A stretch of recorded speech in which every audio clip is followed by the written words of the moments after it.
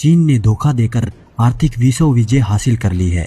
उसने सबसे पहले कोरोना वायरस की वैक्सीन बनाई और तब तक अपने फ्रिजों में रखी जब तक पूरे विश्व की आर्थिक अर्थव्यवस्था को पाताल में नहीं उतार दिया।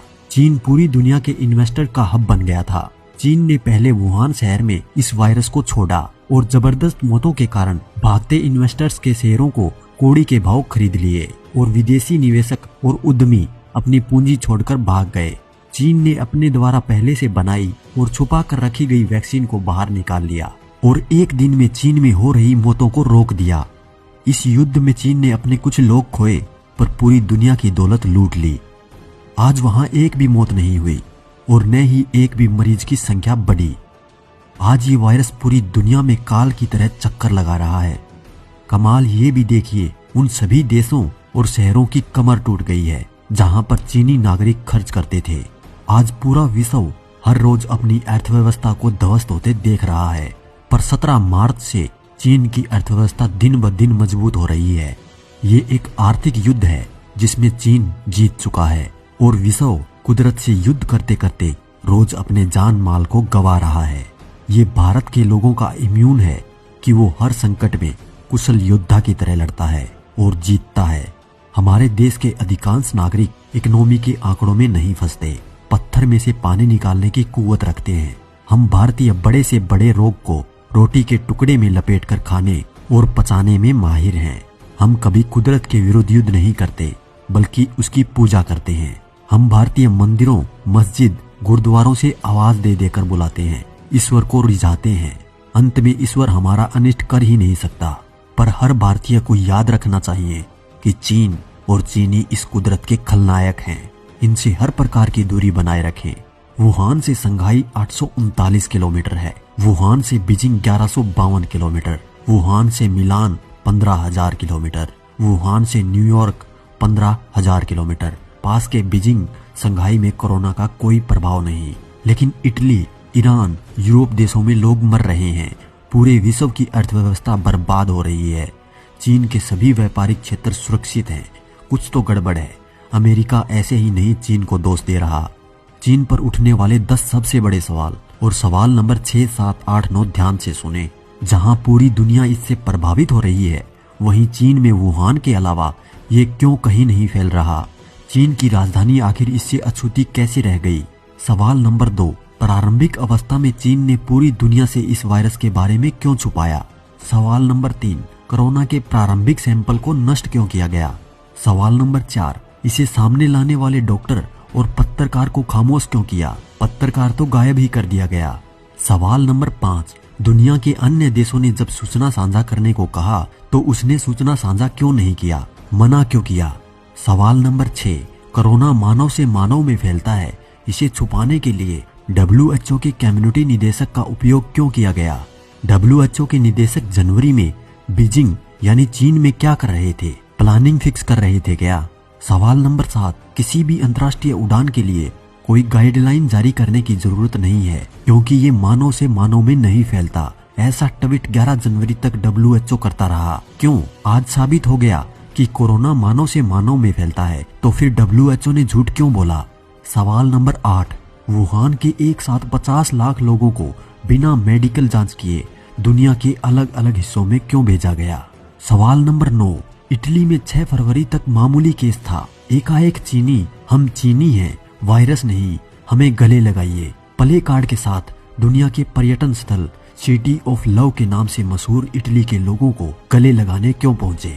सवाल नंबर 10, पूरी दुनिया आज चीन और WHO को संदेह की नजर से देख रही है और ताज्जुब देखिए कि एक ही दिन चीन और WHO दोनों भारत की तारीफ में उतर आए। क्या ये महज संयोग है?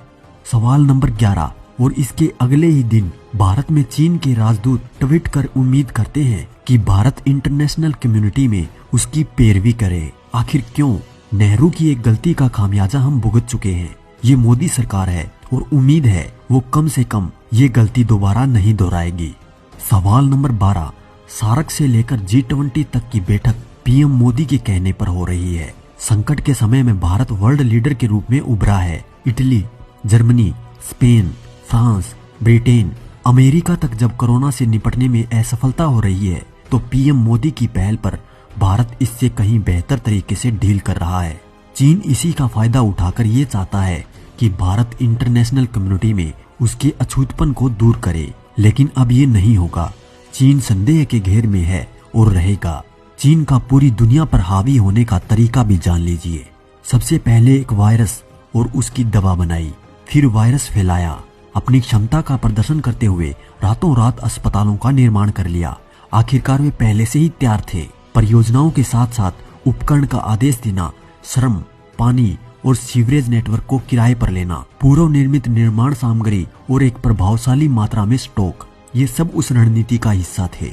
परिणाम स्वरूप दुनिया में वायरस के साथ साथ अराजकता फैलने लगी, खास करके यूरोप में। दर्जनों देशों की अर्थव्यवस्था त्वरित रूप से प्रभावित हुई। अन्य देशों के कारखानों की उत्पादन लाइनें बंद हो गई। इसका परिणाम ये हुआ कि शेयर बाजार में जबरदस्त गिरावट हुई।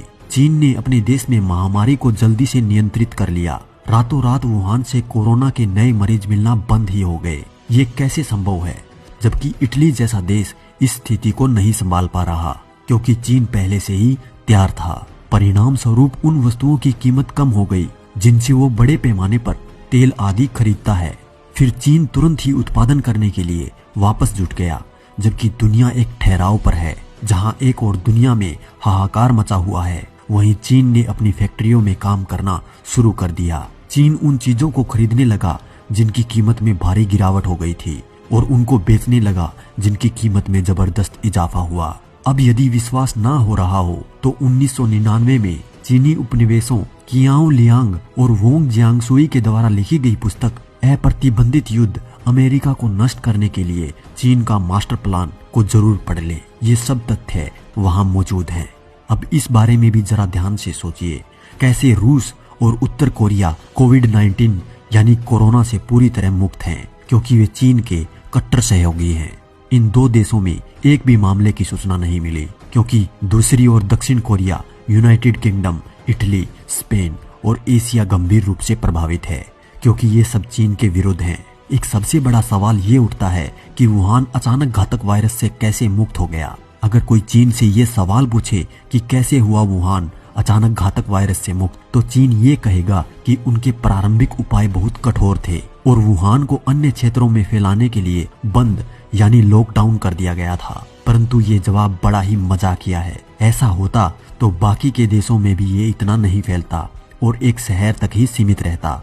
ये 100% सत्य है कि वे वायरस की एंटीडोट का उपयोग कर रहे हैं। बीजिंग में कोई क्यों नहीं मारा गया, केवल वुहान ही क्यों?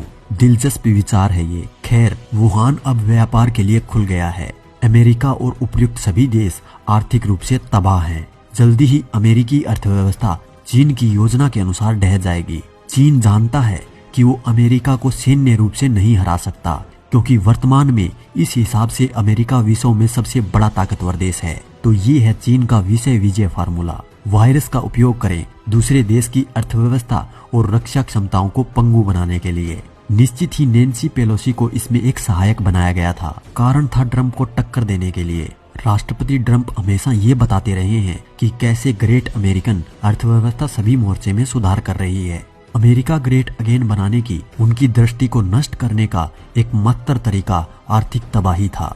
नैन्सी पेलोसी ट्रंप के खिलाफ महाभियोग लाने में असमर्थ थी, इसलिए चीन के साथ मिलकर एक वायरस जारी करके ट्रंप को नष्ट करने का ये तरीका उन्होंने अपनाया। वुहान तो महामारी का सिर्फ एक प्रदर्शन था, अब ये वायरस महामारी को चरम पर ले जा चुका है।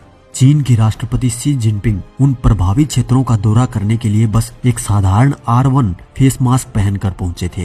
राष्ट्रपति के रूप से उन्हें सिर से पैर तक ढका जाना चाहिए था, लेकिन ऐसा नहीं था। वायरस के किसी भी तरह के नुकसान का विरोध करने के लिए उन्हें पहले ही इंजेक्शन लगाया गया था। इसका मतलब है कि वायरस के निकलने से पहले ही उसका इलाज चल रहा था। अब यदि आप तर्क दें कि बिल गेट्स ने पहले ही 2015 में एक वायरस फैलाने की भविष्यवाणी कर दी थी, इसलिए चीनी एजेंडा सच नहीं हो सका, तो उत्तर है हाँ, बिल गेट्स ने भविष्यवाणी की थी, लेकिन ये भविष्यवाणी एक वास्तविक वायरस के प्रकोप पर आधारित थी, न कि मानव जनित। जब चीन ये बता रहा है कि वायरस का पहले से ही अनुमान था, ताकि इसका एजेंडा उस भविष्यवाणी से मेल खा सके और सब कुछ प्राकृतिक लगे।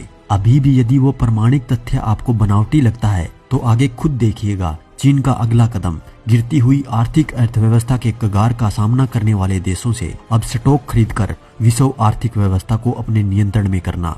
बाद में चीन ये घोषणा करेगा कि उनके मेडिकल शोधकर्ताओं ने वायरस को नष्ट करने का इलाज ढूंढ लिया है। अब चीन के पास अपनी सेनाओं के शस्त्रागारों में अन्य देशों के स्टॉक हैं और ये देश जल्द ही मजबूरी में अपने मालिक के गुलाम होंगे।